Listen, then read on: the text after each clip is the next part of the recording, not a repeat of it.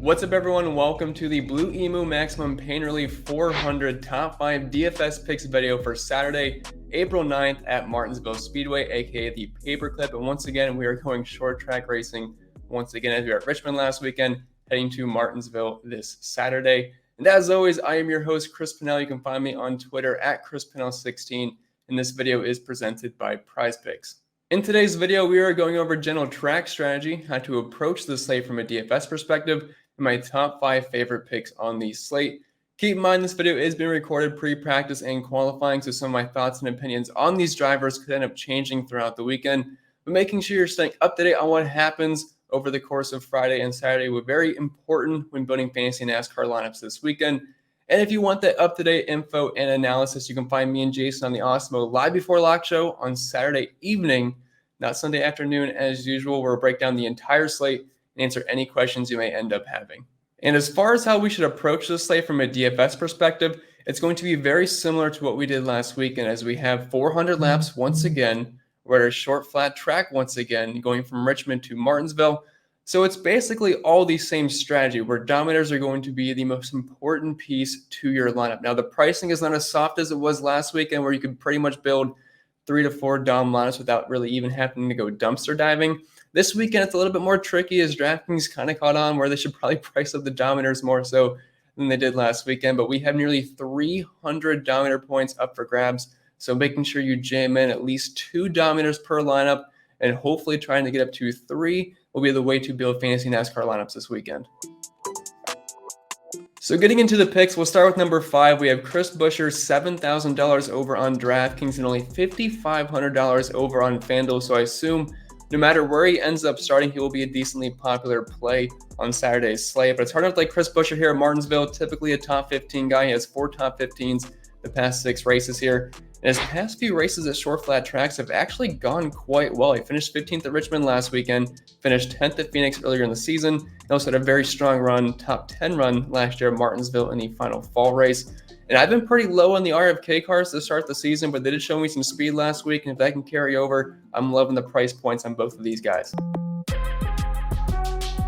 And moving on to number 4, we have another RFK car here in Brad Keselowski, $7,900 on DraftKings and only $8,000 over on FanDuel. And if you watched the live show with me and Jason last weekend, you're probably thinking, what in the world is Brad Keselowski doing in a top 5 DFS picks video for me? Because I was very, very down on him.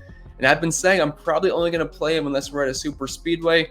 But he showed me some speed last week, and I can't completely ignore that, even though I've been pretty down on him this season. If I like Chris Buescher, I have to like his teammate Brad Keselowski, as I think they'll both bring some speed. Green flag speed rating-wise, Keselowski was not bad last week. He worked his way inside the top 10 legitimately. Didn't just get lucky at the end like he did at the road course.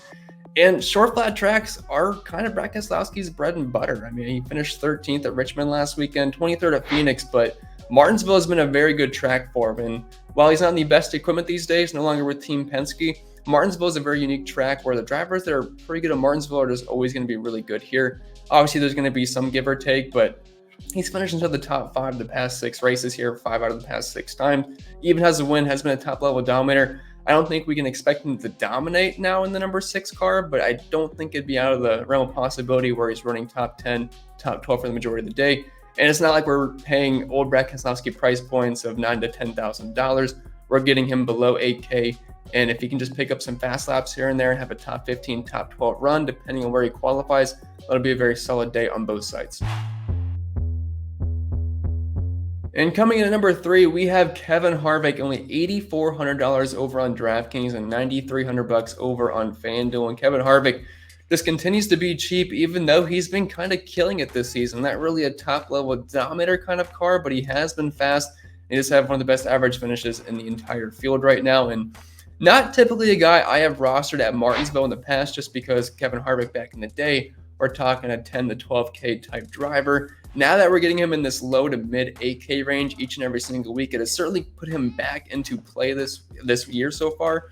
And I've been on him the past couple weeks, and I was on him last week at Richmond and ended up getting a 2nd place finish. And he has 0 laps led here the past 3 years, but 3 top 10s, 5 top 15s, always going to run well. And the short flat tracks so far this season, 2nd at Richmond, like I just mentioned, and 6th at Phoenix. And he was very, very fast green flag speed-wise, top 5 in both races so far this year. So I have to assume that's going to continue just carrying over the speed. I just can't imagine Kevin Harvick's going to completely drop off. And if you're looking at short flat track numbers dating back to last season, we're talking 8 top 10s, which is tied for the most with guys like Joey Logano, who are just exceptional short flat track racers, and right up there with Martin Truex Jr. just without the wins or the dominator points. But again, we don't need him to dominate at these price points like we did last year. One of the best average finishes of 8.6, running position of 8.3, and if you're looking at his numbers so far this year, actually averaging the most DraftKings points per race, well, right up there with Ross Chastain, and an average finish of 7.6, which is the best in the field by quite a few numbers. So I can definitely get behind using some Kevin Harvick this weekend at this price point. And before we get into the next pick, I want to talk about our sponsor, Prize Picks. They offer a daily prop-based contest, and you can use promo code AWESEMO for a $100 first match deposit bonus. There's no sharks, optimizers, or mass entries. 5-player lineups can net up to 10 times your entry fee. Use your knowledge of multiple sports with cross-sport entries. Download in the App Store, on Google Play, or on prizepicks.com. Use our free player props tool to help you make the best selections and get 1 free month of Awesemo Plus Platinum when you sign up and make a deposit at Prize Picks. You'll receive an email within 24 to 48 hours after to redeem your free month of Awesemo Plus Platinum. And moving on to number 2, we talked about how we have to have some dominators, and while the next 2 guys are quite expensive, you're going to have to find a way to make some of these kind of guys work. It doesn't have to be these 2 drivers, but just for example, they're going to be spending a premium for some dominators this weekend, but it will be well worth it if they get up front, because 400 laps at Martinsville is going to go by quickly, and if they can get up front, they're going to rack up a ton of dominator points.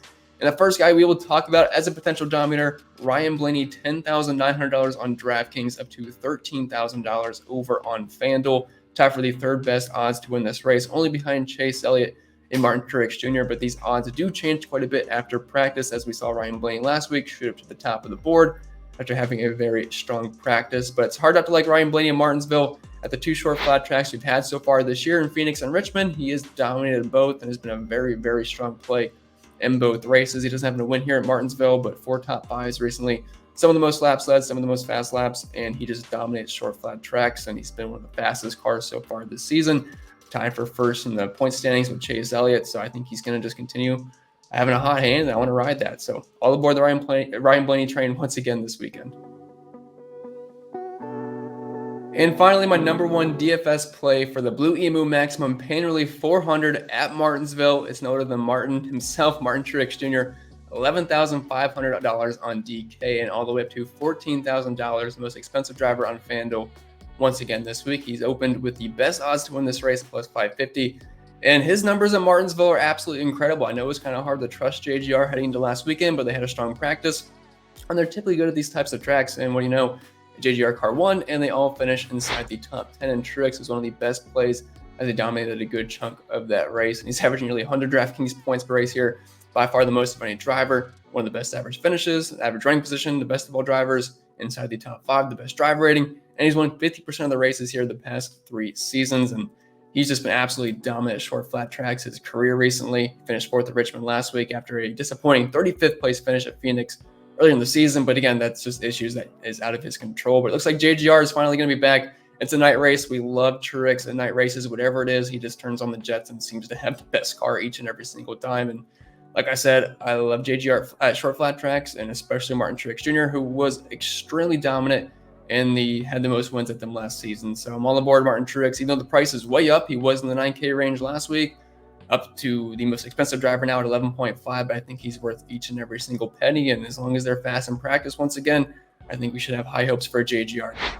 So just to recap, we have at number 5, Chris Buescher, number 4, Brad Keselowski, number 3, Kevin Harvick, number 2, Ryan Blaney, and number 1, Martin Truex Jr. And all these guys have basically just been fast at short flat tracks their entire career, have been fast this season or showed me some upside. So I'm going to continue chasing that with these next gen cars. So if you did end up enjoying today's free content, make sure you leave a like on the video, subscribe to the channel if you haven't yet already, and leave a comment down below if you agree or disagree with any of the takes I did have in today's video, as we do love to hear your takes. Also, you can follow us on Saturday for the Live Before Lock, where me and Jason will break down the entire slate, answer any questions you may end up having.